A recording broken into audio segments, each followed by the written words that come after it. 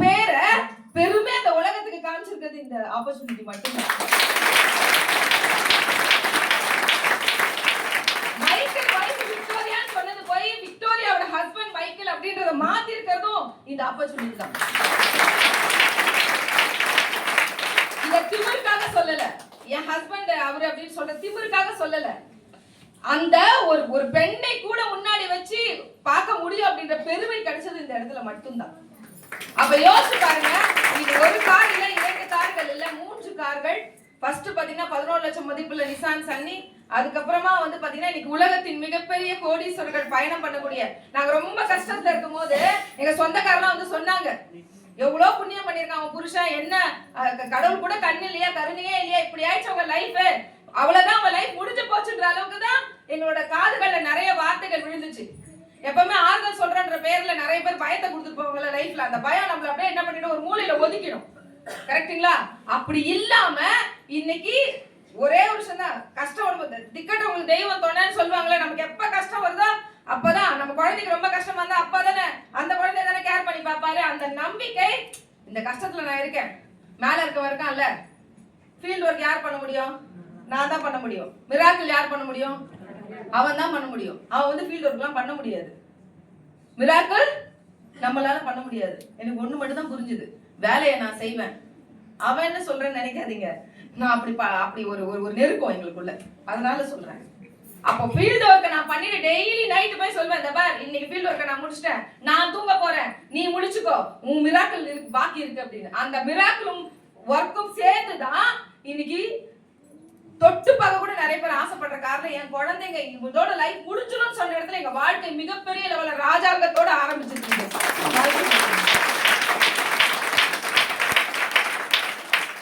யோசிச்சு பாருங்க, last time வந்து பாத்தீங்கன்னா தீபக் சார் வரும்போது ஒரு அற்புதமான ஒரு வார்த்தை சொன்னாரு, இன்னும் 10 வருஷம் கழிச்சு இந்தியா எப்படி இருக்க போதுன்னா, அப்படியே பயங்கர எக்ஸைட்டடாலாம் இல்ல, அது ரொம்ப பயமா இருந்தது.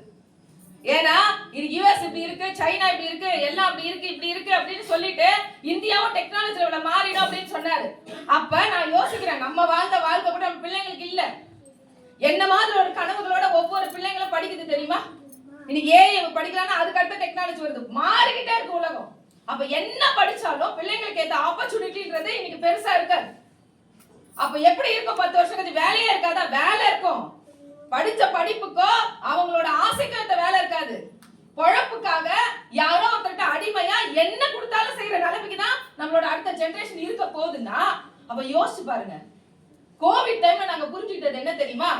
இந்த உலகமே ஸ்தம்பிச்சு போனாலும் சோப்பு போடாம யாரும் இருக்க மாட்டாங்க, பேஸ்ட் போடாம யாரும் இருக்க மாட்டாங்க, கரையிற பொருள். 2வது, இந்த உலகம் எவ்வளவு டெக்னாலஜிக்கு மாறுதோ, 900 வருடங்கள் மனிதர்கள் வாழ்ந்ததா வரலாறு சொல்லுது.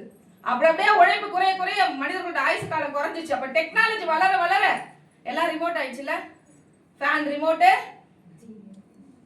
எல்லாத்துக்கும் ரிமோட், லைட் போடுறது எல்லாத்துக்கும் ரிமோட் தான். அப்ப நம்மளும் ரிமோட் ஆயிட்டோமா? அப்ப அதே மாதிரி நோய்களும் அதிகமாகுமா இல்லையா? அப்ப எப்படிப்பட்ட இடத்துல இருக்கோம்னா, இன்னைக்கு WHO சொல்லுது சப்ளிமெண்ட் இண்டஸ்ட்ரின்றது $900 பில்லியன் இண்டஸ்ட்ரி அப்படின்னு. ஒரு பில்லியன்னா 10,000 கோடிங்க. அப்ப கௌதம் பாலி சார் 21 வருடங்களுக்கு முன்னாடி தீர்க்கதரிசியா இல்லையா? சப்ளிமெண்ட் இண்டஸ்ட்ரியில் 80 ப்ராடக்ட் யூனிக்கா கொண்டு வந்தாரு.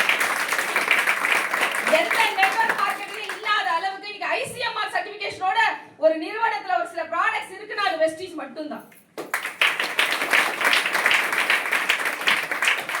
அப்ப லேடிஸ் நிறைய புரிஞ்சுக்கணும். ஆண்கள் அப்படின்றவங்க இயற்கையாவே வேலை செய்யணும் அப்படின்றதுக்காகவே வடிவமைக்கப்பட்டவங்க. ஏன்னா அப்ப வேலை செய்யலாம் ஒண்ணும் பண்ண முடியாது. ஆனா பெண்கள் எத்தனை பேர் ஒரு விஷயத்தை யோசிக்கிறோம், நம்ம பிள்ளைங்க எதுனாலும் அம்மா கிட்ட தானே வந்து சொல்லும், ஆசையா கஷ்டம்னாலும் எதுனாலும் எல்லாம் அம்மா கிட்ட வந்து சொல்லும். அப்ப யோசிச்சு பாருங்க, நம்மளோட பசங்களோட ஃபியூச்சர் உண்மையிலேயே ரொம்ப சிறப்பா இருக்கணும்னா ஒரு பெண்ணும் முடிவு பண்ணி இந்த 1 இயர் நான் டெடிகேஷனா இங்க என்ன நடக்குதோ அந்த இடத்துல நான் இருப்பேன்னு முடிவு பண்ணா இங்க எல்லாருக்கும் அந்த வெற்றி தானே உங்களுக்கும் இருக்கு. இல்ல ஒரு மீட்டிங் வரோம் அப்படியே வந்துட்டோம் பார்த்துட்டோம் போயிட்டோம் அப்படின்னு நீங்க நினைச்சீங்கன்னா அடுத்த 10 வருஷத்துல உலகம் மாறி இருக்கும், நிறைய விஷயங்கள் மாறி இருக்கும். உங்ககிட்ட என்ன இருக்கும்? கோவிட் போய் 6 வருஷம் ஆச்சுங்க, வீட்டுல இருக்கிறதெல்லாம் பழசாயிடுச்சு. டிவி, ஃப்ரிட்ஜ், பைக்கு, நம்மளும் தான் வயசாயிட்டே இருக்குல்ல. ஆனா மாற்றங்கள் எதுவுமே வரலையே. இன்னையில இருந்து மாறணும் அப்படின்னு ஆரம்பிச்சா எவ்வளவு பெரிய இண்டஸ்ட்ரி இது, எத்த அளவுக்கு என்ன நிறைய பேர் சோப்பு விற்கிறத பாத்துட்டு இருக்கீங்க. இதை சோப்புலயே 5000-10,000 கோடி டர்ன் ஓவர், $multi-billion புழங்கக்கூடிய இண்டஸ்ட்ரியோட டிஸ்ட்ரிபியூட்டர் நீங்க.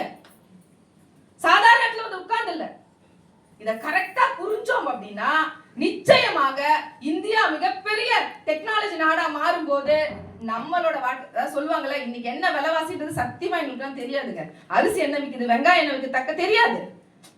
காசு வந்து அதான் எதையாவது நம்ம மாத்த முடியுமா? இந்த உலகத்துல எதையாவது நீங்க விலைவாசியோ இல்ல எதையுமே உங்களால ஒரு விஷயத்த கூட நகர்த்தவும் முடியாது, மாத்த முடியும். எதுவுமே உங்க கையில இல்ல. ஒன்னே ஒண்ண மாத்த முடியும், ஒன்னே ஒண்ண மாத்த முடியும். வரவுக்கு ஏத்த செலவு பண்ணக்கூடாது, செலவுக்கு ஏத்த மாதிரி என் வரவு அமைக்கணும்னு நினைச்சு இந்த இடத்துல நான் என் வாழ்க்கை மாத்திக்கிறேன். நீங்க நினைச்சா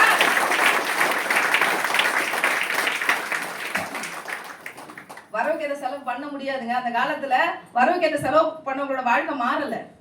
ஆனா ஒரு அப்பா நினைச்சாரு, எனக்கு வரவு வருது செலவு ஆகுது, ஆனா என் பிள்ளைக்கு பக்கத்துல இருக்க இடத்த வாங்கி போட்டா ஒருவேளை அவங்களோட ஃபியூச்சர் நல்லா இருக்குமா, அப்படி வாங்கி போட்டவங்களோட பிள்ளைங்களோட லைஃப் நல்லா இருக்கா, நல்லா இருக்கு.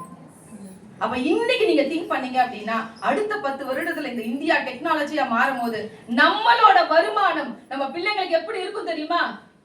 அது நம்மளோட பென்ஷன் மட்டும் இல்ல, நம்ம பிள்ளைங்களுக்கு அடுத்த வாழ்க்கைக்கான, அடுத்த அவங்களோட ஃபியூச்சருக்கான ஒரு மிகப்பெரிய ஆதாயமா ஒரு அம்மாவா நீங்க இருக்கணும், ஒரு அப்பாவா நீங்க இருக்கணும். அதுக்கான ஒரு அற்புதமான வழி அது மட்டும் இல்ல நம்ம தமிழ்நாட்டுல இருக்கும்.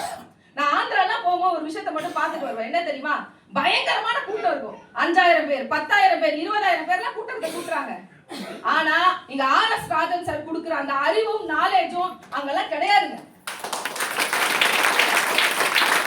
அப்ப இந்த அறிவு இருக்கு, சொல்லி கொடுக்க களம் இருக்கு, மிகப்பெரிய ஃபியூச்சர் 10 வருஷத்துல பெரிய $1 பில்லியன் இண்டஸ்ட்ரிக்குள்ள நம்ம இருக்கோம் அப்படின்னா தமிழ்நாடு தான் காமிச்சிச்சு. வெஸ்டீஜ்ல தமிழ்நாடு தான் நம்பர் 1. இவங்க தான் பிசினஸ் பண்ணணும் அப்படின்னு வெஸ்டீஜ்ல காமிச்சோங்க. நம்ம இப்ப 3வது இடத்துல இருக்கோம். இருக்கலாமா? இருக்கலாமா? நம்ம நினைச்சா நம்பர் 1க்கு வர முடியும். அதுக்கான களம் இங்க இருக்கு. எல்லாரும் முயற்சி எடுத்தா நம்ம வாழ்க்கையை மாத்திக்க முடியும், நிறைய பேரோட வாழ்க்கையை மாத்திக்க முடியும். Wish you well. Thank you so much.